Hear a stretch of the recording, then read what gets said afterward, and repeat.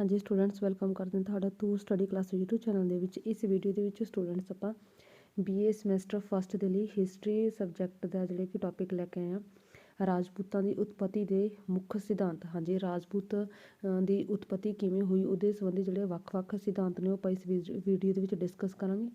ਤੇ ਨਾਲ ਦੀ ਨਾਲ ਆਪਾਂ ਜਿਹੜੇ ਕਿ ਇਸ ਦੇ ਵਿੱਚ ਤੇ ਇਹਨਾਂ ਦਾ ਜੀਵਨ, ਸਮਾਜਿਕ, ਧਾਰਮਿਕ, ਆਰਥਿਕ, ਰਾਜਪੂਤਾਂ ਦਾ ਜੀਵਨ ਤੇ ਸ਼ਾਸਕ ਪ੍ਰਬੰਧ। ਠੀਕ ਹੈ, ਇੱਕ ਤਿੰਨੇ ਚਾਰੇ ਕੁਐਸਚਨ ਆਪਾਂ ਇਸ ਵੀਡੀਓ 'ਚ ਕਰਾਂਗੇ। ਤਾਂ ਪਹਿਲਾਂ ਕਰ ਰਿਹਾ ਰਾਜਪੂਤਾਂ ਦੀ ਉਤਪਤੀ ਦੇ ਜਿਹੜੇ ਸਿਧਾਂਤ, ਵੱਖ-ਵੱਖ ਸਿਧਾਂਤ ਕਿਹੜੇ-ਕਿਹੜੇ ਸੀ, ਦੇਖੋ ਅਲੱਗ-ਅਲੱਗ ਕਿਵੇਂ ਕੁਐਸਚਨ ਪੁੱਛੇ ਹੋਏ ਨੇ। ਹਾਂਜੀ, ਤੇ ਇੰਟਰੋਡਕਸ਼ਨ ਤੁਸੀਂ ਸਟਾਰਟਿੰਗ 'ਚ ਲਿਖ ਸਕਦੇ ਹੋ ਜਾਣ ਪਛਾਣ ਦੇ ਵਿੱਚ ਕਿ ਭਾਰਤ ਦੇ ਇਤਿਹਾਸ ਵਿੱਚ 8ਵੀਂ ਸਦੀ ਤੋਂ ਲੈ ਕੇ ਭਾਰਤ ਦੇ ਇਤਿਹਾਸ ਵਿੱਚ 8ਵੀਂ ਸਦੀ ਤੋਂ ਲੈ ਕੇ 13ਵੀਂ ਸਦੀ ਤੱਕ ਦੇ ਵਿਚਕਾਰਲੇ ਸਮੇਂ ਨੂੰ 8ਵੀਂ ਸਦੀ ਤੋਂ ਲੈ ਕੇ 13ਵੀਂ ਸਦੀ ਤੱਕ ਦੇ ਵਿਚਕਾਰਲੇ ਸਮੇਂ ਨੂੰ ਰਾਜਪੂਤ ਜਿਹੜੇ ਕਿ ਕਾਲ ਕਿਹਾ ਜਾਂਦਾ। ਤੇ ਰਾਜਪੂਤਾਂ ਦੀ ਉਤਪਤੀ ਸੰਬੰਧੀ ਜਿਹੜੇ ਕਿ ਇਤਿਹਾਸਕਾਰਾਂ ਨੇ ਵੱਖ-ਵੱਖ ਆਪਣੀ ਰਾਏ ਪ੍ਰਗਟ ਕੀਤੀਆਂ ਨੇ। ਤਾਂ ਇਹਨਾਂ ਦੇ ਵਿੱਚ ਕੁਝ ਇਤਿਹਾਸਕਾਰਾਂ ਨੂੰ ਵਿਦੇਸ਼ੀ ਮੰਨਦੇ ਨੇ, ਕੁਝ ਇਹਨਾਂ ਨੂੰ ਸੂਰਜਵੰਸ਼ੀ ਜਾਂ ਚੰਦਰਵੰਸ਼ੀ ਦੇ ਵਿੱਚੋਂ ਮੰਨਦੇ ਨੇ, ਕੁਝ ਜਿਹੜੇ ਕਿ ਅਗਨੀਕੁੰਡ ਦੇ ਵਿੱਚੋਂ ਮੰਨਦੇ ਨੇ। ਤਾਂ ਹੁਣ ਆਪਾਂ ਦੇਖਦੇ ਕਿਹੜੇ-ਕਿਹੜੇ ਨੇ। ਸਭ ਤੋਂ ਪਹਿਲਾਂ ਹਾਂਜੀ, ਵਿਦੇਸ਼ੀ ਉਤਪਤੀ ਦਾ ਸਿਧਾਂਤ। ਜਿਹੜੇ ਕਿ ਵਿਦੇਸ਼ੀ ਉਤਪਤੀ ਦਾ ਸਿਧਾਂਤ ਆ ਜਿਹੜੇ ਕਿ ਕਰਨਲ ਟਾਟ ਨੇ ਦਿੱਤਾ। ਕਰਨਲ ਟਾਟ ਕਹਿੰਦਾ ਕਿ ਜਿਹੜੇ ਰਾਜਪੂਤ ਸੀ ਉਹ ਵਿਦੇਸ਼ੀ ਸੀ। ਕਿਵੇਂ ਸੀ? ਰਾਜਪੂਤ ਹੂਣ, ਠੀਕ ਹੈ, ਉਹਨਾਂ ਦੇ ਅਨੁਸਾਰ ਰਾਜਪੂਤ ਹੂਣ, ਸ਼ਕ, ਕੁਸ਼ਾਣ ਆਦਿ ਜਿਹੜੇ ਵਿਦੇਸ਼ੀ ਹਮਲਾਵਰ ਸੀ, ਇਹਨਾਂ ਨੇ ਵਿਦੇਸ਼ੀ ਹਮਲਾਵਰਾਂ ਦੇ ਜਾਤੀਆਂ ਵਿੱਚੋਂ ਸੀ। ਉਹ ਕਹਿੰਦਾ ਕਿ ਜਿਹੜੇ ਕਿ ਰਾਜਪੂਤ ਨੇ ਇਹ ਜਿਹੜੇ ਵਿਦੇਸ਼ੀ ਹਮਲਾਵਰ ਸੀ ਉਹਨਾਂ ਦੇ ਜਾਤੀਆਂ ਵਿੱਚੋਂ ਸੀ। ਤਾਂ ਕਰਨਲ ਟਾਟ ਨੇ ਆਪਣੀ ਪੁਸਤਕ ਜਿਹੜੀ ਕਿ ਰਾਜਸਥਾਨ ਦੇ ਵਿੱਚ ਇਸ ਸਿਧਾਂਤ ਨੂੰ ਅਪਣਾਇਆ ਕਿ ਹੌਲੀ ਹੌਲੀ ਇਹ ਜਿਹੜੀ ਵਿਦੇਸ਼ੀ ਜਾਤੀਆਂ ਸੀ ਇਹ ਭਾਰਤ ਦੇ ਵਿੱਚ ਰਹਿਣ ਲੱਗੀਆਂ ਤੇ ਭਾਰਤ ਦੇ ਵਿੱਚ ਇਹਨਾਂ ਨੇ ਵਿਆਹੁਤਾ ਸੰਬੰਧ ਕਾਇਮ ਕਰ ਲਏ, ਮੈਰਿਜ ਕਰਵਾ ਲਈਆਂ ਤੇ ਉਹਨਾਂ ਦੀ ਜਿਹੜੀ ਸੱਭਿਅਤਾ ਤੇ ਸੰਸਕ੍ਰਿਤੀ ਦੇ ਵਿੱਚ ਰੰਗੇ ਗਏ। ਠੀਕ ਹੈ, ਤੇ ਇਸ ਸਿਧਾਂਤ ਦੇ ਅਨੁਸਾਰ ਇਹਨਾਂ ਵਿਆਹੁਤ ਸੰਬੰਧਾਂ ਨੂੰ ਸਥਾਪਿਤ ਕਰਨ ਤੋਂ ਬਾਅਦ ਭਾਰਤ ਦੇ ਵਿੱਚ ਸਥਾਈ ਤੌਰ 'ਤੇ ਰਹਿਣ ਲੱਗੇ। ਭਾਵ ਕਿ ਵਿਦੇਸ਼ੀ ਜਿਹੜੇ ਹਮਲਾਵਰ ਸੀ ਜਦੋਂ ਭਾਰਤ ਦੇ ਵਿੱਚ ਰਹਿਣ ਲੱਗੇ ਤਾਂ ਉਹਨਾਂ ਨੇ ਜਿਹੜੇ ਕਿ ਇੱਥੇ ਮੈਰਿਜ ਸੰਬੰਧ ਕਾਇਮ ਕਰ ਲਏ ਤੇ ਜਿਸ ਕਰਕੇ ਇਹਨਾਂ ਦੇ ਵਿੱਚੋਂ ਜਿਹੜੇ ਲੋਕਾਂ ਨੇ ਬ੍ਰਾਹਮਣ ਤੇ ਖੱਤਰੀਆਂ ਨਾਲ ਵਿਆਹ ਕੀਤਾ ਉਹ ਕੀ ਬਣ ਗਏ? ਰਾਜਪੂਤ ਬਣ ਗਏ। ਭਾਵ ਕਿ ਜਿਹੜੇ ਵਿਦੇਸ਼ੀ ਜਾਤੀ ਸੀ ਜਦੋਂ ਉਹਨਾਂ ਨੇ ਇੱਥੇ ਹਮਲੇ ਕੀਤੇ, ਵਿਦੇਸ਼ੀ ਹਮਲਾਵਰਾਂ ਨੇ ਭਾਰਤ ਦੇ ਵਿੱਚ ਹਮਲੇ ਕੀਤੇ ਤਾਂ ਉਹਨਾਂ ਨੇ ਜਿਹੜਾ ਭਾਰਤ ਦੇ ਵਿੱਚ ਰਹਿ ਕੇ ਆਪਣੀਆਂ ਮੈਰਿਜ ਕਰਵਾ ਲਈਆਂ। ਤਾਂ ਜਿਹੜਾ ਉਹਨਾਂ ਨੇ ਬ੍ਰਾਹਮਣਾਂ ਤੇ ਖੱਤਰੀਆਂ ਨਾਲ ਉਹਨਾਂ ਨੇ ਵਿਆਹ ਸੰਬੰਧ ਕਾਇਮ ਕਰ ਲਏ ਤਾਂ ਫਿਰ ਜਿਹੜੇ ਕਿ ਉਹ ਕਿਹੜੇ ਅਖਵਾਉਣ ਲੱਗੇ? ਰਾਜਪੂਤ ਅਖਵਾਉਣ ਲੱਗੇ। ਤਾਂ ਕਰਨਲ ਟਾਟ ਦੇ ਇਸ ਸਿਧਾਂਤ ਨੂੰ ਬਟ ਕਈ ਇਤਿਹਾਸਕਾਰ ਜਿਹੜੇ ਕਿ ਸਮਰਥਨ ਕਰਦੇ ਨੇ ਤੇ ਕਈ ਜਿਹੜੇ ਕਿ ਇਸ ਨੂੰ ਨਹੀਂ ਮੰਨਦੇ। ਤੇ ਜਿਹੜੇ ਇਸ ਸਿਧਾਂਤ ਦਾ ਸਮਰਥਨ ਕਰਦੇ ਨੇ, ਇਹਨਾਂ ਸਿਧਾਂਤਾਂ ਦੇ ਅਨੁਸਾਰ ਉਹ ਹੇਠ ਲਿਖੇ ਆਧਾਰ ਤੇ ਜਿਹੜੇ ਕਿ ਆਪਣੀ ਦਲੀਲਾਂ ਦਿੰਦੇ ਨੇ। ਉਹ ਕਹਿੰਦੇ ਨੇ ਕਿ ਭਾਰਤ ਵਰਸ਼ ਦੇ ਪ੍ਰਾਚੀਨ ਇਤਿਹਾਸ ਵਿੱਚ ਰਾਜਪੂਤ ਸ਼ਬਦ ਦੀ ਕਿਤੇ ਵਰਤੋਂ ਨਹੀਂ ਮਿਲਦੀ, ਇਸ ਲਈ ਇਹ ਨੇ। ਭਾਵ ਕਿ ਜਿਹੜੇ ਕਿ ਕਰਨਲ ਟਾਟ ਆਪਣੇ ਜਿਹੜਾ ਵਿਚਾਰ ਦਿੱਤਾ ਉਹਨੂੰ ਸਹੀ ਸਾਬਤ ਕਰਨ ਲਈ ਉਹ ਆਪਣਾ ਜਿਹੜੇ ਕਿ ਤੱਥ ਦਿੰਦਾ ਕਿ ਭਾਰਤ ਦੇ ਜਿਹੜੇ ਇਤਿਹਾਸ ਆ, ਪ੍ਰਾਚੀਨ ਇਤਿਹਾਸ, ਉਹਦੇ ਵਿੱਚ ਕਿਤੇ ਵੀ ਰਾਜਪੂਤ ਸ਼ਬਦ ਦੀ ਵਰਤੋਂ ਨਹੀਂ ਮਿਲਦੀ, ਜਿਸ ਕਰਕੇ ਉਹ ਕਿਹਾ ਜਾ ਸਕਦਾ ਕਿ ਜਿਹੜੇ ਵਿਦੇਸ਼ੀ ਸੀ। ਤੇ ਰਾਜਪੂਤਾਂ ਵਿੱਚ ਅਗਨੀ ਪੂਜਾ ਕਰਨਾ, ਜਿਹੜੇ ਕਿ ਅਗਨੀ ਪੂਜਾ ਕਰਦੇ ਸੀ ਉਹ, ਤਾਂ ਇਹ ਅਗਨੀ ਪੂਜਾ ਕਰਨ ਦਾ ਜਿਹੜਾ ਕਿ ਇਹ ਹੂਣ ਤੇ ਸ਼ਕ ਜਾਤੀਆਂ ਤੋਂ ਲਿਆ ਗਿਆ। ਠੀਕ ਹੈ, ਇਹ ਹੂਣ ਤੇ ਸ਼ਕ ਜਾਤੀਆਂ ਵਿੱਚੋਂ ਲਿਆ ਗਿਆ ਤੇ ਇਹ ਸੀ ਵਿਦੇਸ਼ੀ ਜਾਤੀਆਂ। ਤੇ ਥਰਡ ਹੈ ਬਲੀਦਾਨ ਦੀ ਪ੍ਰਥਾ, ਅਸ਼ਵਮੇਧ ਯੱਗ ਕਰਨਾ ਆਦਿ ਵੀ ਭਾਰਤੀਆਂ ਦੇ ਨਾਲੋਂ ਇਹ ਵਿਦੇਸ਼ੀਆਂ ਦੇ ਵਿੱਚ ਜ਼ਿਆਦਾ ਸੀ ਤੇ ਨਾਲੋਂ ਵਿਦੇਸ਼ੀਆਂ ਨਾਲ ਵਧੇਰੇ ਸੰਬੰਧਿਤ ਆ। ਤਾਂ ਜਿਸ ਕਰਕੇ ਜਿਹੜੇ ਕਿ ਕਰਨਲ ਟਾਟ ਕਹਿੰਦਾ ਕਿ ਜਿਹੜੇ ਕਿ ਰਾਜਪੂਤ ਸੀ ਇਹ ਵਿਦੇਸ਼ੀ ਸੀ, ਰਾਜਪੂਤ ਵਿਦੇਸ਼ੀ ਸੀ। ਅੱਗੇ ਹੈ ਖੱਤਰੀ ਉਤਪਤੀ ਦਾ ਸਿਧਾਂਤ। ਖੱਤਰੀ ਉਤਪਤੀ ਦਾ ਸਿਧਾਂਤ ਤੇ ਇਹਨੂੰ ਤੁਸੀਂ ਸੂਰਜਵੰਸ਼ੀ ਤੇ ਚੰਦਰਵੰਸ਼ੀ ਵੀ ਲਿਖ ਸਕਦੇ ਹੋ ਹੈਡਿੰਗ ਨੂੰ, ਸੂਰਜਵੰਸ਼ੀ ਤੇ ਚੰਦਰਵੰਸ਼ੀ, ਸੂਰਜਵੰਸ਼ੀ, ਚੰਦਰਵੰਸ਼ੀ, ਸੂਰਜਵੰਸ਼ੀ ਤੇ ਚੰਦਰਵੰਸ਼ੀ। ਠੀਕ ਹੈ, ਹਾਂਜੀ, ਬਹੁਤ ਸਾਰੇ ਇਤਿਹਾਸਕਾਰ ਜਿਹੜੇ ਕਿ ਰਾਜਪੂਤਾਂ ਨੂੰ ਵਿਦੇਸ਼ੀ ਉਤਪਤੀ ਦਾ ਸਿਧਾਂਤ ਦੇ ਅਨੁਸਾਰ ਨਹੀਂ ਮੰਨਦੇ। ਉਹਨਾਂ ਦਾ ਕਹਿਣਾ ਕਿ ਰਾਜਪੂਤ ਆ ਜਿਹੜੇ ਕਿ ਖੱਤਰੀ ਵੰਸ਼ ਦੇ ਵਿੱਚੋਂ ਸੀ। ਖੱਤਰੀ ਵੰਸ਼ ਭਾਵ ਕਿ ਸੂਰਜਵੰਸ਼ੀ ਤੇ ਚੰਦਰਵੰਸ਼ੀ ਦੇ ਵਿੱਚੋਂ ਸੀ ਇਹ। ਠੀਕ ਹੈ, ਇਹਨਾਂ ਪਰਿਵਾਰਾਂ ਨਾਲ ਸੰਬੰਧ ਰੱਖਦੇ ਸੀ। ਤੇ ਇਸ ਸਿਧਾਂਤ ਨੂੰ ਜਿਹੜੇ ਕਿ ਪੇਸ਼ ਕਰਨ ਵਾਲਾ ਸੀ ਵੇਦ ਵਿਆਸ ਤੇ ਰਾਏ ਬਹਾਦਰ ਗੌਰੀ ਸ਼ੰਕਰ ਓਝਾ। ਠੀਕ ਹੈ, ਇਹ ਦੋਨਾਂ ਇਤਿਹਾਸਕਾਰਾਂ ਨੇ ਕਿਹਾ ਕਿ ਰਾਜਪੂਤ ਵਿਦੇਸ਼ੀ ਨਹੀਂ ਸੀ ਬਲਕਿ ਖੱਤਰੀ ਜਿਹੜੀਆਂ ਸੂਰਜਵੰਸ਼ੀ ਤੇ ਚੰਦਰਵੰਸ਼ੀ ਸੀ ਪਰਿਵਾਰ, ਇਹਨਾਂ ਨਾਲ ਸੰਬੰਧਿਤ ਸੀ ਜਿਹੜੇ ਕਿ ਰਾਜਪੂਤ। ਤਾਂ ਇਹਨਾਂ ਨੂੰ ਆਪਣੇ ਜਿਹੜੇ ਕਿ ਗੱਲ ਨੂੰ ਸਹੀ ਸਾਬਤ ਕਰਨ ਲਈ ਤੱਥ ਦਿੱਤੇ ਨੇ। ਉਹ ਕਹਿੰਦੇ ਨੇ ਕਿ ਰਾਜਪੂਤ ਜਿਹੜਾ ਸ਼ਬਦ ਆ, ਰਾਜਪੁੱਤਰ ਸ਼ਬਦ ਦਾ ਵਿਗੜਿਆ ਰੂਪ ਆ। ਉਹ ਕਹਿੰਦੇ ਨੇ ਕਿ ਰਾਜਪੂਤ ਜਿਹੜਾ ਸ਼ਬਦ ਆ ਉਹ ਰਾਜਪੁੱਤਰ ਦਾ ਵਿਗੜਿਆ ਹੋਇਆ ਰੂਪ ਆ ਜਿਹਦਾ ਵਰਣਨ ਮਹਾਭਾਰਤ ਦੇ ਵਿੱਚ ਮਿਲਦਾ। ਤਾਂ ਉਹ ਕਹਿੰਦੇ ਨੇ ਕਿ ਜਿਹੜੇ ਰਾਜਪੂਤ ਸੀ ਇਹ ਵਿਦੇਸ਼ੀ ਨਹੀਂ ਬਲਕਿ ਭਾਰਤ ਦੇ ਵਿੱਚ ਹੀ ਜਿਹੜੇ ਖੱਤਰੀ ਵੰਸ਼ ਸੀ, ਸੂਰਜਵੰਸ਼ੀ, ਚੰਦਰਵੰਸ਼ੀ, ਉਹਨਾਂ ਪਰਿਵਾਰਾਂ ਦੇ ਵਿੱਚੋਂ ਸੀ। ਤਾਂ ਸੈਕਿੰਡ ਪੁਆਇੰਟ ਕਹਿੰਦੇ ਨੇ ਕਿ ਰਾਜਪੂਤਾਂ ਦੇ ਰੀਤੀ ਰਿਵਾਜ ਤੇ ਰਹਿਣ ਸਹਿਣ ਦਾ ਢੰਗ ਵੈਦਿਕ ਖੱਤਰੀਆਂ ਨਾਲ ਕਾਫੀ ਮਿਲਦਾ। ਤੇ ਥਰਡ ਪੁਆਇੰਟ ਦੇ ਵਿੱਚ ਉਹ ਕਹਿੰਦੇ ਨੇ ਕਿ ਰਾਜਪੂਤਾਂ ਦੀ ਸ਼ਕਲ ਸੂਰਤ ਵੀ ਵਿਦੇਸ਼ੀਆਂ ਨਾਲੋਂ ਪ੍ਰਾਚੀਨ ਆਰੀਆਂ ਨਾਲ ਮਿਲਦੀ ਹੈ, ਜਿਸ ਕਰਕੇ ਉਹ ਕਹਿੰਦੇ ਨੇ ਕਿ ਇਹ ਸੂਰਜਵੰਸ਼ੀ, ਚੰਦਰਵੰਸ਼ੀ ਦੇ ਵਿੱਚੋਂ ਸੀ।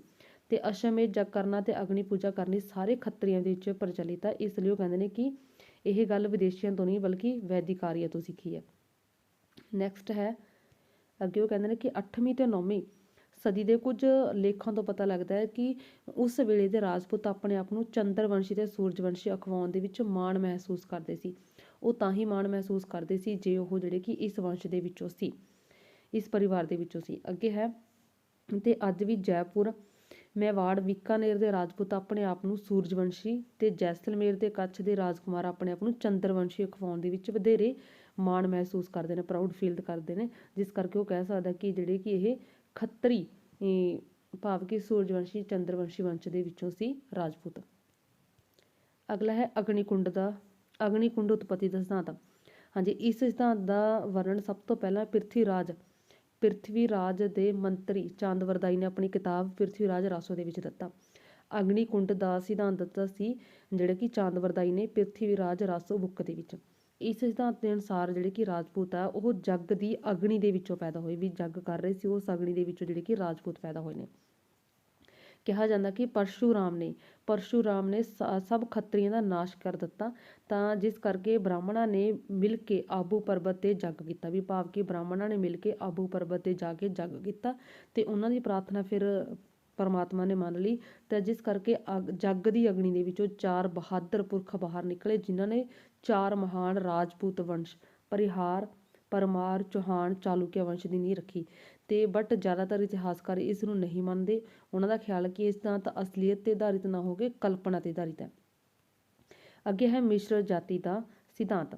ਹਾਂਜੀ, ਡਾਕਟਰ VA ਸਮਿਥ ਦੇ ਅਨੁਸਾਰ ਰਾਜਪੂਤ ਨਾ ਤਾਂ ਪੂਰੀ ਤਰ੍ਹਾਂ ਭਾਰਤੀ ਸੀ ਤੇ ਨਾ ਹੀ ਪੂਰੀ ਤਰ੍ਹਾਂ ਵਿਦੇਸ਼ੀ ਸੀ, ਤੇ ਉਹ ਇਹਨਾਂ ਦੋਹਾਂ ਤੱਤਾਂ ਦੇ ਮਿਸ਼ਰਣ ਦੇ ਵਿੱਚੋਂ ਮੰਨਦਾ ਕਿ ਕੁਝ ਜਿਹੜੇ ਕਿ ਰਾਜਪੂਤ ਭਾਰਤੀ ਸੀ, ਕੁਝ ਜਿਹੜੇ ਵਿਦੇਸ਼ੀ। ਤਾਂ ਭਾਰਤ ਵਿੱਚ ਹੂਣ, ਕੁਸ਼ਾਣ, ਸ਼ਕ ਇਹ ਨਾਂ ਦੇ ਜਿਹੜੇ ਵਿਦੇਸ਼ੀ ਜਾਤੀਆਂ ਸਥਾਈ ਤੌਰ ਤੇ ਵਸ ਗਈਆਂ ਤੇ ਉਹਨਾਂ ਨੇ ਫਿਰ ਭਾਰਤੀਆਂ ਨਾਲ ਵਿਆਹ ਸੰਬੰਧ ਕਾਇਮ ਕਰ ਲਏ, ਤੇ ਇਹਨਾਂ ਦੇ ਵਿੱਚੋਂ ਹੀ ਚੌਹਾਨ, ਪਰਮਾਰ, ਪ੍ਰਤੀਹਾਰ, ਸਿਸੋਦੀਆ ਰਾਜਪੂਤ ਵੰਸ਼ਾਂ ਦੀ ਉਤਪਤੀ ਹੋ ਗਈ। ਬਟ ਜਿਹੜੇ ਚੰਦੇਲ, ਰਠੌਰ, ਕਲਚੁਰੀ ਸੀ ਰਾਜਵੰਸ਼ ਸੀ, ਇਹਨਾਂ ਦੀ ਉਤਪਤੀ ਗੋਂਡ, ਭਾਰ, ਕੋਲ ਇਹ ਭਾਰਤੀ ਜਾਤੀਆਂ ਦੇ ਮੇਲ ਦੇ ਨਾਲ ਹੋਈ ਆ। ਤੇ ਅੱਗੇ ਹੈ ਸਭ ਤੋਂ ਵਿਸ਼ਵਾਸਯੋਗ ਸਿਧਾਂਤ। ਹਾਂਜੀ, 5ਵਾਂ ਪੁਆਇੰਟ, ਰਾਜਪੂਤਾਂ ਦੀ ਉਤਪਤੀ ਦੇ ਸੰਬੰਧ ਦੇ ਵਿੱਚ ਆਲੋਚਨਾਤਮਕ ਅਧਿਐਨ ਤੋਂ ਪਤਾ ਲੱਗਦਾ ਹੈ ਕਿ ਕਰਨਲ ਟਾਡ ਦਾ ਜਿਹੜਾ ਮਤ ਹੈ ਕਿ ਰਾਜਪੂਤ ਵਿਦੇਸ਼ੀ ਸਨ ਨੂੰ ਪ੍ਰਵਾਨ ਨਹੀਂ ਕੀਤਾ ਜਾ ਸਕਦਾ, ਤੇ ਵੇਦ ਵਿਆਸ ਤੇ ਗੌਰੀ ਸ਼ੰਕਰ ਦਾ ਜਿਹੜਾ ਕਿ ਮਤ ਸੀ ਕਿ ਰਾਜਪੂਤ ਸੂਰਜਵੰਸ਼ੀ ਚੰਦਰਵੰਸ਼ੀ ਸੀ, ਉਹਨੂੰ ਵੀ ਨਹੀਂ ਮੰਨਿਆ ਜਾ ਸਕਦਾ। ਤਾਂ ਚਾਂਦਵਰਦਾਈ ਦਾ ਜਿਹੜਾ ਸਿਧਾਂਤ ਸੀ ਕਿ ਰਾਜਪੂਤਾਂ ਦੀ ਉਤਪਤੀ ਅਗਨੀਕੁੰਡ ਤੋਂ ਹੋਈ, ਤਾਂ ਇਹ ਕਲਪਨਾ ਦੇ ਤੌਰ ਤੇ ਆ, ਠੀਕ ਹੈ, ਤਾਂ ਇਸ ਦਾ ਕੋਈ ਇਤਿਹਾਸਿਕ ਮਹੱਤਵ ਨਹੀਂ। ਇਸ ਲਈ ਆਧੁਨਿਕ ਇਤਿਹਾਸਕਾਰ ਡਾਕਟਰ VA ਸਮਿਥ ਦੇ ਮਤ ਦੇ ਨਾਲ ਸਹਿਮਤ ਨੇ ਕਿ ਰਾਜਪੂਤ ਮਿਸ਼ਰਤ ਜਾਤੀ ਦੇ ਨਾਲ ਸੰਬੰਧਿਤ ਸੀ, ਕਿ ਰਾਜਪੂਤ ਮਿਸ਼ਰਤ ਜਾਤੀ ਦੇ ਨਾਲ ਸੰਬੰਧਿਤ ਸੀ। ਹਾਂ, ਇਹਦੇ ਵਿੱਚ 5 ਪੁਆਇੰਟ ਆਪਾਂ ਨੇ, 5 ਸਿਧਾਂਤ ਨੇ। ਪਹਿਲਾ ਕੀ ਆ ਕਿ ਵਿਦੇਸ਼ੀ ਉਤਪਤੀ ਦਾ ਸਿਧਾਂਤ, ਜਿਹੜਾ ਕਿ ਕਰਨਲ ਟਾਡ ਕਹਿੰਦਾ ਕਿ ਇਹ ਵਿਦੇਸ਼ਾਂ ਦੇ ਵਿੱਚੋਂ ਜਿਹੜੇ ਹਮਲਾਵਰ ਸੀ ਉਹ ਭਾਰਤ ਦੇ ਵਿੱਚ ਆ ਕੇ ਉਹਨਾਂ ਨੇ ਵਿਆਹ ਸੰਬੰਧ ਕਾਇਮ ਕਰ ਲਏ, ਫਿਰ ਜਿਹੜੇ ਕਿ ਇਹਨਾਂ ਦੀ ਉਤਪਤੀ ਹੋ ਗਈ। ਤੇ ਦੂਜਾ ਸੀ ਸੂਰਜਵੰਸ਼ੀ ਚੰਦਰਵੰਸ਼ੀ ਖੱਤਰੀ ਪਰਿਵਾਰ ਦੇ ਵਿੱਚੋਂ ਵਾਲਾ, ਠੀਕ ਹੈ। ਥਰਡ ਸੀ ਅਗਨੀਕੁੰਡ, ਜਿਹੜੇ ਪ੍ਰਿਥਵੀ ਰਾਜ ਰਾਸੋ ਦੇ ਵਿੱਚ ਦਿੱਤਾ ਗਿਆ ਚਾਂਦਵਰਦਾਈ ਨੇ।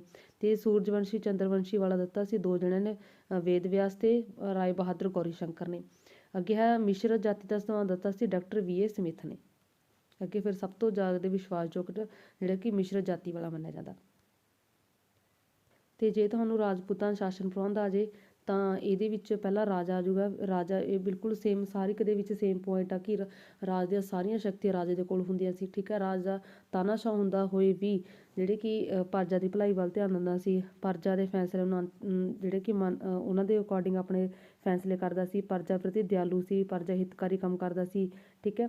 ਤੇ ਅਗਲਾ ਹੈ ਯੁਵਰਾਜ ਤੇ ਪਟਰਾਣੀ। ਹਾਂਜੀ, ਰਾਜੇ ਤੋਂ ਬਾਅਦ ਜਿਹੜੇ ਕਿ ਸ਼ਾਸਨ ਪ੍ਰਬੰਧ ਦੇ ਵਿੱਚ ਦੂਜਾ ਮਹੱਤਵਪੂਰਨ ਸਥਾਨ ਸੀ ਯੁਵਰਾਜ ਦਾ ਰਾਜਪੂਤ ਕਾਲ ਦੇ ਵਿੱਚ। ਤੇ ਆਮ ਤੌਰ ਤੇ ਯੁਵਰਾਜ ਆ ਜਿਹੜੇ ਕਿ ਰਾਜੇ ਦਾ ਵੱਡਾ ਪੁੱਤਰ ਹੁੰਦਾ ਸੀ, ਦੇਸ਼ ਸ਼ਾਸਨ ਦੇ ਕੰਮਾਂ ਦੇ ਵਿੱਚ ਹੱਥ ਵਟਾਉਂਦਾ ਸੀ, ਠੀਕ ਹੈ। ਤੇ ਇਸ ਤੋਂ ਇਲਾਵਾ ਪਟਰਾਣੀ ਵੀ ਹਿੱਸਾ ਲੈਂਦੀ ਸੀ ਰਾਜ ਕੰਮਾਂ ਦੇ ਵਿੱਚ। ਨੈਕਸਟ ਹੈ ਮੰਤਰੀ। ਮੰਤਰੀ ਵੀ ਹੁੰਦੇ ਸੀ, ਠੀਕ ਹੈ। ਕੇਵਲ ਪੜ੍ਹੇ ਲਿਖੇ ਤੇ ਰਾਜਨੀਤੀ ਵਿੱਚ ਨਿਪੁੰਨ ਵਿਅਕਤੀ ਨੂੰ ਰਾਜ ਦੁਆਰਾ ਮੰਤਰੀ ਨਿਯੁਕਤ ਕੀਤਾ ਜਾਂਦਾ ਸੀ। ਮੰਤਰੀ ਜਿਹੜੇ ਕਿ ਰਾਜ ਪ੍ਰਤੀ ਜਵਾਬਦੇਹ ਹੁੰਦੇ ਸੀ। ਮਹਾਮੰਤਰੀ ਪ੍ਰਧਾਨ ਮੰਤਰੀ ਹੁੰਦਾ ਸੀ। ਸੈਨਾਪਤੀ ਸੰਧੀ ਵਿਗ੍ਰਹਿਕ ਵਿਦੇਸ਼ ਮੰਤਰੀ ਹੁੰਦਾ ਸੀ। ਮਹਾਪੁਰੋਹਿਤ ਧਾਰਮਿਕ ਮੰਤਰੀ ਸੀ। ਅੱਗੇ ਹੈ ਅਕਸ ਪਟਾਲਿਕਾ ਲੇਖਾ ਜੋਖਾ ਦਾ ਮੰਤਰੀ ਸੀ। ਤੇ ਦੁਆਰਿਕਾ ਰਾਜ ਦਰਬਾਰ ਦਾ ਮੰਤਰੀ ਸੀ। ਅੱਗੇ ਸਥਾਨਕ ਰਾਜਪੂਤ ਰਾਜਾ ਨੇ ਜਿਹੜੇ ਕਿ ਪ੍ਰਸ਼ਾਸਨ ਸਹੂਲਤ ਲਈ ਕਈ ਰਾਜਾਂ ਨੂੰ ਵਿਸ਼ਾਂ ਵਿੱਚ ਵੰਡਿਆ ਹੋਇਆ ਸੀ, ਭਾਵ ਕਿ ਅੱਗੇ ਜ਼ਿਲ੍ਹਿਆਂ ਦੇ ਵਿੱਚ ਵੰਡਿਆ ਹੋਇਆ ਸੀ, ਜਿਨ੍ਹਾਂ ਨੂੰ ਜਿਹੜੇ ਕਿ ਵਿਸ਼ਪਤੀ ਕਹਿੰਦੇ ਸੀ। ਭਾਵ ਕਿ ਪਹਿਲਾਂ ਕੇਂਦਰੀ ਪ੍ਰਬੰਧ, ਫਿਰ ਰਾਜ, ਫਿਰ ਰਾਜਾਂ ਨੂੰ ਅੱਗੇ ਵਿਸ਼ਿਆਂ ਦੇ ਵਿੱਚ। ਤੇ ਇਹਨਾਂ ਦਾ ਆਪਣੇ ਜਿਹੜੇ ਇਲਾਕੇ ਵਿੱਚ ਸ਼ਾਂਤੀ ਕਾਇਮ ਰੱਖਣਾ ਸੀ। ਤੇ ਵਿਸ਼ਿਆਂ ਨੂੰ ਅੱਗੇ ਨਗਰਾਂ ਵਿੱਚ ਵੰਡਿਆ ਹੋਇਆ ਸੀ। ਤੇ ਨਗਰਾਂ ਦੇ ਵਿੱਚ ਸੀ ਜਿਹੜੇ ਕਿ ਨਗਰ ਰਕਸ਼ਕਾਂ ਭਾਵ ਕਿ ਜਿਹੜੇ ਰੱਖਿਆ ਕਰਦੇ ਸੀ ਉਹਨਾਂ ਦੇ ਅਧੀਨ ਸੀ। ਤੇ ਪ੍ਰਸ਼ਾਸਨ ਸਭ ਤੋਂ ਛੋਟੀ ਇਕਾਈ ਪਿੰਡ ਸੀ। ਪਿੰਡ ਦਾ ਨੰਬਰਦਾਰ ਤੇ ਅਧੀਨ ਹੁੰਦਾ ਸੀ ਤੇ ਪੰਚਾਇਤ ਹੁੰਦੀ ਸੀ। ਅੱਗੇ ਹੈ ਸੰਮਤੀ ਵਿਵਸਥਾ। ਹਾਂਜੀ, ਇਹ ਸ਼ਾਰਟਲੀ ਵੀ ਇੰਪੋਰਟੈਂਟ ਆ। ਰਾਜਪੂਤਾਂ ਦੇ ਰਾਜਨੀਤਿਕ ਸੰਗਠਨ ਦੀ ਸਭ ਤੋਂ ਮਹੱਤਵਪੂਰਨ ਵਿਸ਼ੇਸ਼ਤਾ ਉਹਨਾਂ ਦੀ ਸੰਮਤੀ ਵਿਵਸਥਾ ਸੀ। ਰਾਜਪੂਤ ਰਾਜੇ ਦੀਆਂ ਵੱਡੀਆਂ ਜਗੀਰਾਂ ਜਿਹੜੇ ਕਿ ਸੰਮਤਾਂ ਵਿੱਚ ਵੰਡੀਆਂ ਹੋਈਆਂ ਸੀ। ਤੇ ਸੰਮਤਾਂ ਨੂੰ ਆਪਣੀ ਜਗੀਰ ਦੇ ਵਿੱਚ ਸ਼ਾਂਤੀ ਕਾਇਮ ਰੱਖਣ ਦਾ, ਕਾਰ ਇਕੱਠਾ ਕਰਨ ਦਾ, ਨਿਆਂ ਕਰਨ ਦਾ ਅਧਿਕਾਰ ਹੁੰਦਾ ਸੀ। ਤੇ ਇਹਨਾਂ ਅਧਿਕਾਰਾਂ ਦੇ ਬਦਲੇ ਸੰਮਤ ਆ ਜਿਹੜੇ ਕਿ ਲੜਾਈ ਸਮੇਂ ਸੈਨਿਕ ਸਹਾਇਤਾ ਦਿੰਦੇ ਸੀ ਰਾਜੇ ਨੂੰ, ਠੀਕ ਹੈ। ਤੇ ਆਮ ਤੌਰ ਤੇ ਸੰਮਤ ਆਪਣੇ ਸਵਾਰਥੀ ਹਿੱਤਾਂ ਨੂੰ ਪੂਰਾ ਕਰਨ ਦੇ ਵਿੱਚ ਹੀ ਲੱਗੇ ਰਹਿੰਦੇ ਸੀ। ਤੇ ਮੌਕਾ ਮਿਲਣ ਤੇ ਰਾਜੇ ਵਿਰੁੱਧ ਬਗਾਵਤ ਵੀ ਕਰਦੇ ਸੀ। ਵਿੱਤੀ ਪ੍ਰਬੰਧ ਜਿਹੜੇ ਕਿ 1/6 ਹਿੱਸਾ ਲਿਆ ਜਾਂਦਾ ਸੀ ਟੈਕਸ, ਜਿਹਨੂੰ ਭਾਗ ਕਹਿੰਦੇ ਸੀ। ਇਸ ਤੋਂ ਇਲਾਵਾ ਚੁੰਗੀਕਾਰ ਵਪਾਰਿਕ ਵਸਤੂਆਂ ਤੇ ਟੈਕਸ, ਸੰਮਤਾਂ ਤੋਂ ਪ੍ਰਾਪਤ ਕੀਤੀ ਆਮਦਨ, ਯੁੱਧ ਵਿੱਚ ਲੁੱਟੇ ਗਏ ਮਾਣੇ ਸਾਰੇ ਆਮਦਨ ਦੇ ਸਾਧਨ ਹੁੰਦੇ ਸੀ। ਖਰਚ ਰਾਜੇ ਮੰਤਰੀ ਇਹਨਾਂ ਦੇ ਤਨਖਾਹ ਭਵਨਾਂ ਤੇ ਹੁੰਦਾ ਸੀ। ਲੋਕ ਭਲਾਈ ਦੇ ਕੰਮਾਂ ਤੇ। ਨਿਆਂ, ਰਾਜਪੂਤ ਸ਼ਾਸਕ ਬੜੇ ਨਿਆਂ ਪਸੰਦ ਸੀ। ਉਹਨਾਂ ਦੇ ਫੈਸਲੇ ਅੰਤਿਮ ਹੁੰਦੇ ਸੀ ਤੇ ਅਪਰਾਧੀ ਨੂੰ ਸਖਤ ਸਜ਼ਾਵਾਂ ਦਿੱਤੀਆਂ ਜਾਂਦੀਆਂ ਸੀ। ਸਧਾਰਨ ਅਪਰਾਧੀਆਂ ਦੇ ਫਾਈਨ ਹੁੰਦਾ ਸੀ, ਜੁਰਮਾਨਾ, ਤੇ ਉਹਨਾਂ ਦੇ ਹੱਥ ਪੈਰ ਕੱਟ ਦਿੱਤੇ ਜਾਂਦੇ ਸੀ। ਤੇ ਚੋਰੀ, ਡਾਕੇ, ਕਤਲ ਕਰਨ ਵਾਲੇ ਨੂੰ ਅਪਰਾਧੀ ਨੂੰ ਮੌਤ ਦੀ ਸਜ਼ਾ ਸੀ। ਸੈਨਿਕ ਪ੍ਰਬੰਧ। ਸੈਨਾ ਦਾ ਵੱਡਾ ਭਾਗ ਸੰਮਤਾਂ ਦੇ ਅਧੀਨ ਹੁੰਦਾ ਸੀ, ਜਿਹੜੇ ਯੁੱਧ ਸਮੇਂ ਰਾਜੇ ਦੀ ਸਹਾਇਤਾ ਕਰਦੇ ਸੀ। ਤੇ ਇਸ ਤੋਂ ਇਲਾਵਾ ਰਾਜਪੂਤ ਸੈਨਾ ਦੇ ਮੁੱਖ ਅੰਗ ਹਾਥੀ, ਘੋੜਸਵਾਰ, ਪੈਦਲ ਸੈਨਿਕ ਸੀ। ਤੇ ਰਾਜ ਦੀ ਸੁਰੱਖਿਆ ਲਈ ਵੱਡੇ ਕਿਲੇ ਵੀ ਬਣਵਾਏ ਗਏ ਸੀ, ਠੀਕ ਹੈ। ਬਾਕੀ ਸ਼ਾਸਤਰ ਸੀ ਇਹ। ਹੁਣ ਇਹਨਾਂ ਦਾ ਅਗਰ ਤੁਹਾਨੂੰ ਸਮਾਜਿਕ ਜੀਵਨ ਆ ਜਾਂਦਾ ਜਾਂ ਸਮਾਜਿਕ ਜੀਵਨ ਦੀਆਂ ਵਿਸ਼ੇਸ਼ਤਾਵਾਂ ਆ ਜਾਂਦੇ ਤਾਂ ਪਹਿਲਾਂ ਜਾਤੀ ਪ੍ਰਥਾ, 4 ਜਾਤਾਂ ਬ੍ਰਾਹਮਣ, ਖੱਤਰੀ, ਵੈਸ਼, ਸ਼ੂਦਰ, ਠੀਕ ਹੈ। ਇਸ ਤੋਂ ਇਲਾਵਾ ਕਈ ਉਪਜਾਤਾਂ ਸੀ। ਸਮਾਜ ਦੇ ਵਿੱਚ ਬ੍ਰਾਹਮਣਾਂ ਦਾ ਵੱਡਾ ਸਤਿਕਾਰ ਹੁੰਦਾ ਸੀ। ਬਾਕੀ ਸਾਰੇ ਜਿਹੜੇ ਕਿ ਧਾਰਮਿਕ ਕੰਮਾਂ ਦੇ ਵਿੱਚ ਭੂਮਿਕਾ ਨਿਭਾਉਂਦੇ ਸੀ। ਸਿੰਪਲ ਜਿਹੇ ਪੁਆਇੰਟ ਨੂੰ ਤੁਸੀਂ ਇੱਕ ਵਾਰ ਰੀਡ ਕਰ ਲੈਣੇ ਨੇ। ਤੇ ਉਸ ਤੋਂ ਅੱਗੇ ਇਸਤਰੀਆਂ ਦੀ ਸਥਿਤੀ। ਰਾਜਪੂਤ ਰਾਜ ਵਿੱਚ ਇਸਤਰੀਆਂ ਦਾ ਆਦਰ ਕੀਤਾ ਜਾਂਦਾ ਸੀ, ਪੜ੍ਹੇ ਲਿਖੀਆਂ ਹੁੰਦੀਆਂ ਸੀ, ਮਹੱਤਵਪੂਰਨ ਸਮਾਜਿਕ ਧਾਰਮਿਕ ਜੀਵਨ ਵਿੱਚ ਭਾਗ ਲੈਂਦੀਆਂ ਸੀ, ਬਹਾਦਰ ਹੁੰਦੀਆਂ ਸੀ, ਲੋੜ ਪੈਣ 'ਤੇ ਜਿਹੜੇ ਕਿ ਮਰਦਾਂ ਵਾਂਗ ਦੁਸ਼ਮਣਾਂ ਦੇ ਨਾਲ ਲੜਦੀਆਂ ਸੀ। ਤੇ ਰਾਜਪੂਤ ਆਪਣੇ ਲੜਕੀਆਂ ਦੇ ਵਿਆਹ ਲਈ ਸਮੱਬਰ ਕਰਦੇ ਸੀ, ਠੀਕ ਹੈ। ਇੱਕ ਵਿਆਹ ਦਾ ਰਿਵਾਜ ਸੀ। ਤੇ ਰਾਜਪੂਤ ਇਸਤਰੀ ਦਾ ਚਰਿੱਤਰ ਉੱਚਾ ਹੁੰਦਾ ਸੀ ਤੇ ਉਹ ਪਤੀ ਦੀ ਮੌਤ ਤੋਂ ਬਾਅਦ ਸਤੀ ਹੋ ਜਾਂਦੀਆਂ ਸੀ। ਤੇ ਇਸ ਤੋਂ ਇਲਾਵਾ ਜੇ ਉਹਨਾਂ ਨੂੰ ਲੱਗਦਾ ਸੀ ਕਿ ਉਹਨਾਂ ਦੀ ਇੱਜ਼ਤ ਦੁਸ਼ਮਣ ਦੇ ਹੱਥ ਨਾ ਆ ਜਾਵੇ, ਠੀਕ ਹੈ, ਜੇ ਲੱਗਦਾ ਸੀ ਵੀ ਉਹਨਾਂ ਦੀ ਇੱਜ਼ਤ ਨੂੰ ਖਤਰਾ, ਤਾਂ ਉਹ ਜਿਹੜੇ ਕਿ ਜਿੰਦਾ ਚਿਖਾ ਦੇ ਵਿੱਚ ਆਪਣੇ ਆਪ ਨੂੰ ਜਲਾ ਲੈਂਦੇ ਸੀ, ਜਿਹਨੂੰ ਕਹਿੰਦੇ ਸੀ ਜੋਹਰ ਪ੍ਰਥਾ। ਮਹਿਮਾਨ ਨਿਵਾਜ ਹੁੰਦਾ ਸੀ, ਉਹਨਾਂ ਦੇ ਵਿੱਚ ਬਹੁਤ ਸਤਿਕਾਰ ਕਰਦੇ ਸੀ, ਬਹਾਦਰ ਤੇ ਇਮਾਨਦਾਰ ਸੀ, ਠੀਕ ਹੈ। ਮਨੋਰੰਜਨ, ਸ਼ਿਕਾਰ ਖੇਡਣਾ ਵਗੈਰਾ ਸੀ ਇਹਨਾਂ ਦਾ। ਭੋਜਨ, ਪਹਿਰਾਵਾ, ਕੁਝ ਇਸ ਤੋਂ ਇਲਾਵਾ ਸਮਾਜਿਕ ਬੁਰਾਈਆਂ ਵੀ ਸੀ, ਜਿਵੇਂ ਬਾਲ ਵਿਆਹ, ਠੀਕ ਹੈ, ਜਾਤੀ ਪ੍ਰਥਾ। ਤੇ ਇਸ ਤੋਂ ਇਲਾਵਾ ਉਹਨਾਂ ਦੇ ਵਿੱਚ ਅੱਗੇ ਕਲਾ ਤੇ ਸਾਹਿਤ, ਜਾਂ ਤੁਹਾਨੂੰ ਸੱਭਿਅਤਾ ਸੰਸਕ੍ਰਿਤੀ ਪੁੱਛਿਆ ਜਾ ਸਕਦਾ। ਭਵਨ ਨਿਰਮਾਣ ਕਲਾ ਉਹਨਾਂ ਦੀ ਸੀ, ਕਿਵੇਂ ਦੀ ਸੀ, ਠੀਕ ਹੈ।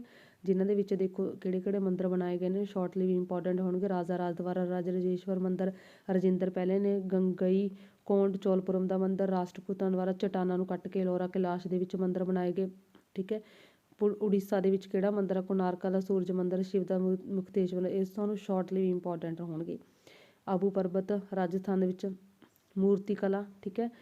ਚੌਲ ਸਮੇਂ ਦੇ ਵਿੱਚ ਬਣਾਈ ਗਈ ਸ਼ਿਵ ਨਟਰਾਜ ਦੀ ਮੂਰਤੀ, ਚਿੱਤਰਕਲਾ। ਅੱਗੇ ਸਾਹਿਤ, ਠੀਕ ਹੈ, ਕਿਹੜਾ ਸੀ, ਜਿਵੇਂ ਗੀਤ ਗੋਬਿੰਦ ਜੈਦੇਵ ਨੇ ਲਿਖਿਆ, ਠੀਕ ਹੈ। ਰਾਜਸ਼ੇਖਰ ਨੇ ਕਪੂਰ ਮੰਜਰੀ ਲਿਖਿਆ। ਚਾਂਦ ਵਰਦਾਈ ਨੇ ਪ੍ਰਿਥੀ ਰਾਜ ਰਾਸੋ, ਕਲਹਨ ਨੇ ਰਾਜ ਤਰੰਗਣੀ ਲਿਖੀ ਕਸ਼ਮੀਰ ਬਾਰੇ। ਥੈਂਕਸ। ਇੱਥੇ ਤੁਹਾਡਾ ਟੌਪਿਕ ਹੈ ਜਿਹੜੇ ਕਿ ਖਤਮ ਹੁੰਦਾ।